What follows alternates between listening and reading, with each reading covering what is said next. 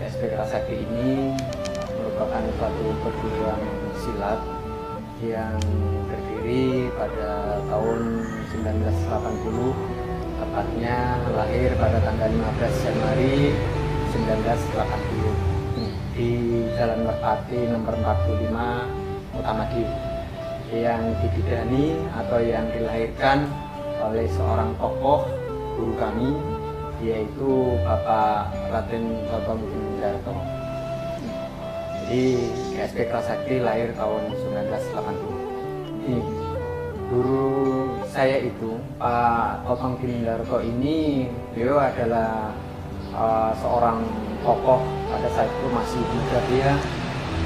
Beliau belajar bela diri, tidak hanya satu bela diri mungkin begitu, sehingga yang terakhir karena pergaulan mereka pada saat itu dan kebetulan beliau ini lahir di lingkungan orang Tiong, akhirnya beliau tergugah untuk mendirikan suatu perguruan, yaitu awalnya adalah kungfu.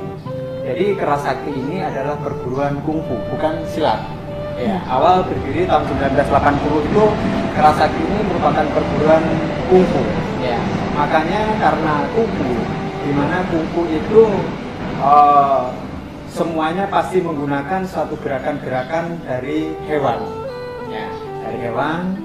Mungkin makanya di sini mungkin Mbak Woro pernah dengar itu ada kungfu harimau, ada kungfu bango, ada kungfu naga, ular, dan lain sebagainya.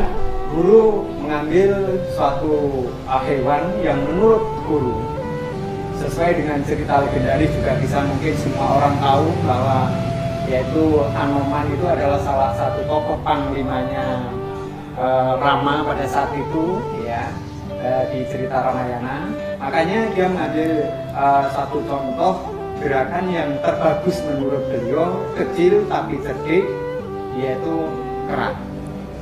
Makanya di dalam logo di situ dicantumkan ada sebuah logo dipasang di bed ini manusia, di belakangnya kera. Ini bukan kita ilmunya kera, tidak, tapi jurus gerakan yang dipakai itu adalah gerakan kera, di mana kera adalah satu hewan yang sangat cerdik sekali di antara hewan-hewan yang lain. Dan kalau kita mengambil hikmah dari sejarah legendaris, Anoman itu pernah menjadi senopatinya seorang di dunia perwayangan yang pada saat itu Rama dan Sita. Hanya seperti itu. Sehingga dengan perjalanannya waktu, perlu kami jelaskan sekalian kenapa sekarang menjadi masuk di dalam Federasi IPSI. Pada tahun 1980 kita mungkin masyarakat Indonesia secara umum tahu bagaimana hubungan Indonesia Tiongkok pada saat itu ada kerenggangan, sehingga ketika guru memaksakan diri kita menggunakan federasi kita tetap kungfu. Kalau sekarang mungkin ada wushu dan sebagainya, nggak ada masalah, tetapi pada saat itu nggak bisa. Mungkin kalau kita tetap kungfu dan kita tetap menginduk di Tiongkok, saya kira IKS tidak akan bisa berkembang seperti saat ini, karena hubungan yang kurang bagus antara Indonesia Tiongkok pada saat itu, sehingga ambil alih lah. Guru berpikir bagaimana supaya perguruan yang mereka bangun ini bisa berkembang dan bisa diterima oleh masyarakat Indonesia, khususnya pada saat itu. Akhirnya masuklah ke Federasi Pencaksilat. Nah, akhirnya tahun 1981 IKS masuk di IPSI secara sah dan diterima untuk menjadi anggota IPSI. Di SP Kerasakti itu ada tingkatan. Yang pertama, ketika dia masuk mendaftarkan menjadi anggota, itu sabuknya yang dipakai adalah sabuk hitam. Hitam dengan baju putih, baju latihan putih. Setelah sabuk hitam, dalam perjalanan dia rutin mengikuti latihan, materi diberikan 4 bulan selanjutnya dia akan naik menjadi sabuk kuning. Setelah sabuk kuning, dia terus belajar. Dalam 4 bulan dia sudah menjadi seorang warga. Nah, itulah yang sudah diakui menjadi bagian dari keluarga besar SP Kerasakti. Karena ketika dia sudah menjadi warga, otomatis database mereka, kearsipan di perguruan dia sudah masuk di dalam arsip perguruan. Tapi kalau dia masih dasar, masih hitam, kuning, itu masih anggota biasa. Tapi kalau sudah masuk ke biru, dia menjadi warga, masuk di database perguruan. Setelah menjadi warga, jadi sabuknya hitam dasar, kuning untuk mencapai warga tingkat 1. Terus setelah warga tingkat 1 dengan sabuk biru, nanti belajar lagi 8 bulan dengan sabuk merah, namanya pendekar. Nah, dan sabuk merah jadi pendekar, usia minimal itu 16 tahun untuk bisa menyandang gelar pendekar. Biarpun mereka katakan sabuk biru itu usianya 13 sudah bisa menjadi warga, tapi nanti untuk mencapai ke pendekar itu dia harus menunggu setelah mereka usia 16 tahun. Ya, kemudian kalau dia sekian tahun, kalau belum usianya belum menginjak 16 tahun, dia tidak bisa disahkan menjadi seorang pendekar, yaitu tingkat 2 istilahnya. Setelah tingkat 2, sabuk tertinggi di perguruan kelas saktinya adalah merah strip emas, yaitu jabatan Dewan Guru. Nah, Dewan Guru itu di perguruan kelas sakti hanya beberapa orang, ya, itu adalah tingkatan tertinggi di perguruan kelas sakti. Jadi sabuk yang ada hitam, kuning, biru, merah dan merah strip emas. Tidak bisa ditentukan tahun. Jadi yang bisa ditentukan itu hanya tadi tingkatan yang mulai dari hitam ke biru itu 8 bulan, jelas. Biru ke merah itu juga 8 bulan, tapi dengan catatan itu tadi usia ya, harus 16 tahun. Kalau dia usianya baru 13 tahun karena sudah bisa menjadi warga, dia mau ke pendekar, dia ya harus nunggu dulu setelah usia mereka menjelang 16 tahun nanti baru dia bisa. Tapi sebenarnya kurikulum yang ada itu 8 bulan itu sudah bisa menjadi warga, 8 bulan lagi menjadi pendekar. Kalau pendekar untuk mencapai ke Dewan Guru ini tidak ada batasan waktunya, karena ini memang materi yang diberikan. Mereka harus bisa menjadi seorang pemimpin, mereka harus bisa membina di wilayah-wilayah, dan itu materi yang diberikan tidak hanya di satu tempat, dia bisa ditugaskan untuk belajar keluarga dan lain sebagainya. Seperti itu. Usia minimal 30 tahun. Di KS itu materi yang diajarkan adalah dengan jelas fisik, keluarga, ada juga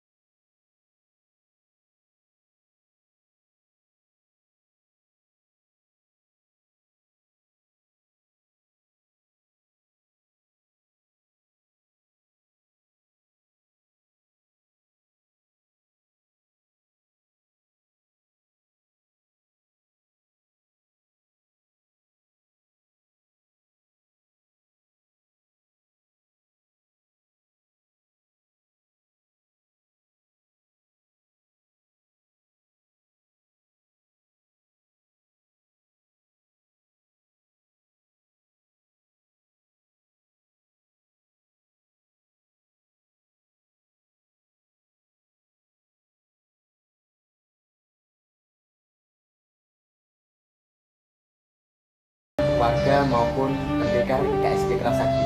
Kalau kita muslim mungkin ucapan assalamualaikum, tapi kalau kita sesama pendekar atau warga jinsu, ya dia mesti akan memberikan jawaban balasan jinsu, jadi menghormati.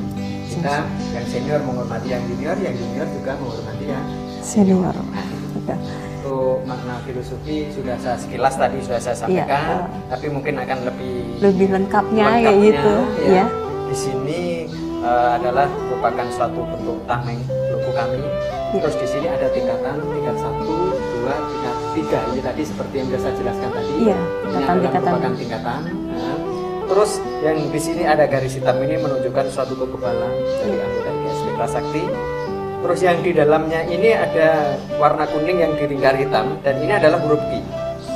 Ki itu adalah kontak. Kontak itu melambangkan suatu hubungan antara manusia dengan Sang Pencipta. Jadi hubungan antara manusia dengan Sang Pencipta, Allah.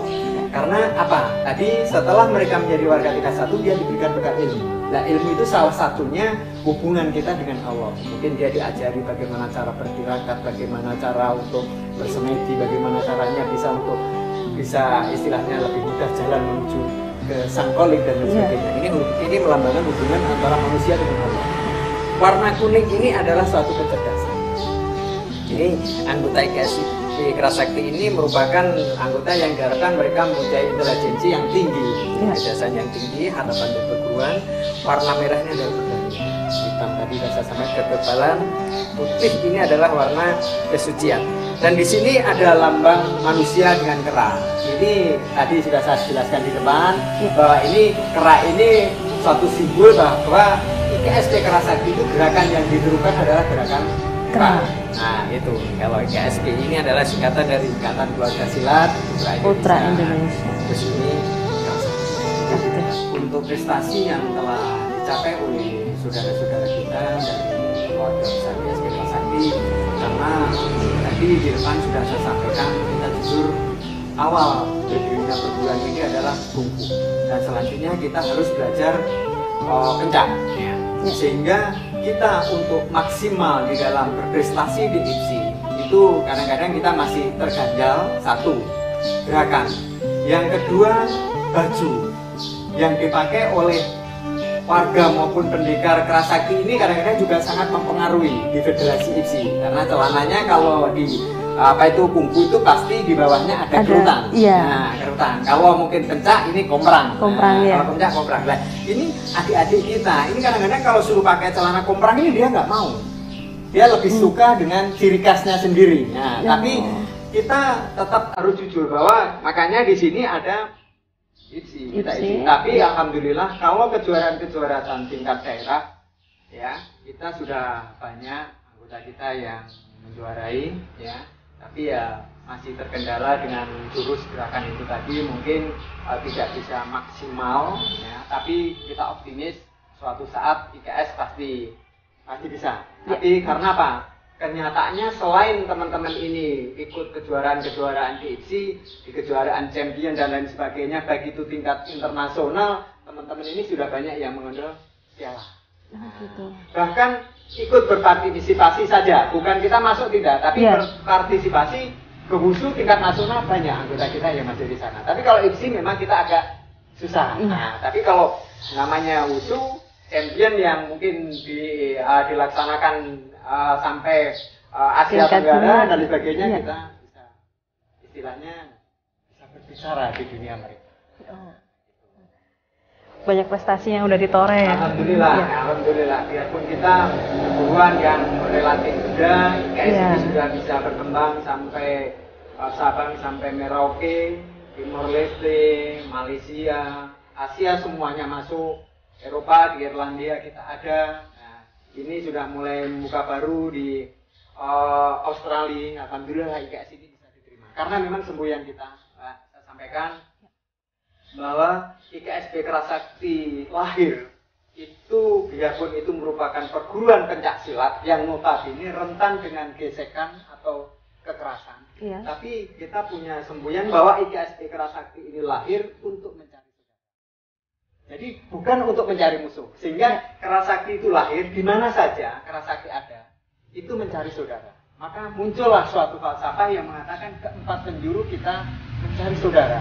Tapi ada tapinya. Tapi pantang tunduk kepala apabila ada musuh di hadapan kita. Karena kita seorang pendekar. Kita mau ke sana kemari mencari saudara, tapi kita selalu berbuat baik, tapi dia selalu menjual, otomatis namanya seorang pendekar. Makanya pantang tunduk kepala apabila ada musuh yang selalu mengganggu kita.